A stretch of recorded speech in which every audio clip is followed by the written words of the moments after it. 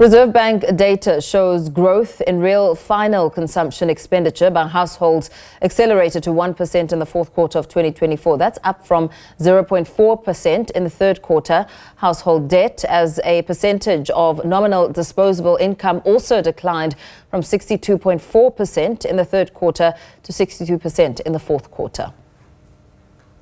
The withdrawals from the two-part retirement system appear to have provided a welcome boost to households. The Reserve Bank says year-on-year growth in real spending by households accelerated to 2.3% in the fourth quarter of 2024 from 1.3% in the previous quarter, likely supported by retirement fund withdrawals. Households' costs of servicing debt relative to disposable income decreased marginally from 9.1% to 8.9% over the same period, reflecting the slower pace of increase in the stock of debt, as well as lower interest payments following the further 25 basis point reduction. Annual growth in household debt decelerated from 7.1% in 2023 to 4.9% in 2024. Dr. Azar Jammine, Director and Chief Economist at Econometrix, joins us for a discussion. Dr. Jammine, a very good evening to you. Thank you so much for your time. I mean, how should one interpret this? Is it really a positive development? Of course, it's a positive development because it means it created what we saw as the creation of slightly faster economic activity. But some of the factors that contributed towards this are, in a sense, artificial. Not all of them. Lower interest rates and lower inflation than previously had been expected were significant contributors to enhancing disposable income. But from the artificial side of it, one notes that in the beginning of September, the government introduced the two-pot retirement scheme, allowing people who have pensions to access up to 1/3 of those pensions to help them either pay off debt or spend more money. And by all accounts, the major portion of the money that was withdrawn, and a lot of it was withdrawn in 45 billion rands worth of it was withdrawn in the last 4 months of last year. Most of that went towards increased consumer spending. And we see it reflected in the acceleration in the demand for durable and semi-durable goods, things such as appliances and cars, amazingly strong sales of passenger vehicles in the final quarter. And this trend has carried on into January if one follows the retail sales figures that were released last week. But it's remarkable strength given that the rest of the economy is really quite weak, and given that employment creation has been abysmal, and yet spending as a whole has actually improved. And from a negative point of view, of course, it's not conducive towards sustainable economic growth, because on the other side of the coin, the productive sectors of the economy slowed. Things such as agricultural, manufacturing, construction took a huge knock. And that is what is really needed to be able to provide the goods and services that the country needs in the longer term. We don't need more consumption right now. As you really went in on the impact of this two-part retirement system on the economy, I asked you if it's really worth celebrating. Is it really a positive development, considering that we're looking at short-term goals? I mean, you've just mentioned the real impact, where we would have liked to see the real impact to celebrate this move.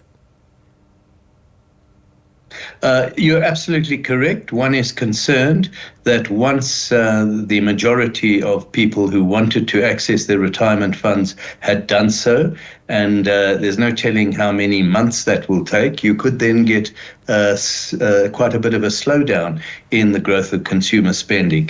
Secondly, if you look at the very long term, of course, it's not a positive thing to have people eating into their retirement funds long before they actually retire. And this is a major problem.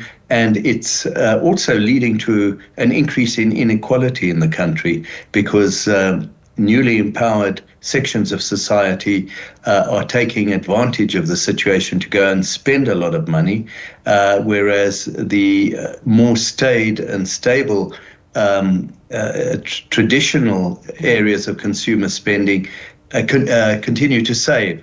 And their savings are earning high interest rates. And so their pensions are accumulating and appreciating over time. And the result at the end of the day is an increased inequality of wealth.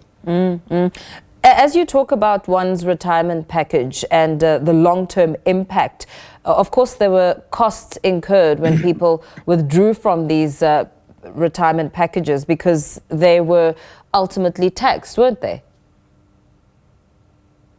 They were taxed, and certainly our tax take would have been still lower had it not been for this two-pot retirement scheme. But I think one needs to put it into perspective. I think the amount of tax we're talking about is 4 to 5 billion rand. Just to put it into context, a 0.5% increase in the rate of VAT is set to raise 13.5 billion rand. So the amount of additional tax that the government got from the withdrawals from the two-pot retirement scheme are relatively small compared with the bigger scheme of things in terms of personal income tax and VAT.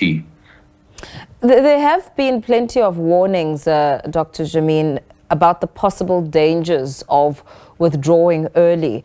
How does the withdrawal affect one's retirement fund on a longer term basis? What does it mean in terms of income if one is still working and really just looking at the lump sum come retirement time? Well, one of the beauties of retirement funds is that if you let the money stay there, a lot of that money is invested in South African government bonds, and these are yielding 10, 11% per year. And they are not taxed whilst you have that money invested. And so you have a wonderful compounding effect so that your retirement fund in the latter years, as people approach retirement, can potentially escalate enormously. And I mean, people are even encouraged not to withdraw their money even when they retire, but to try and manage for as long as possible not to touch that money, simply because there is this enormous benefit of compounding returns and of the order of 10, 12% per year.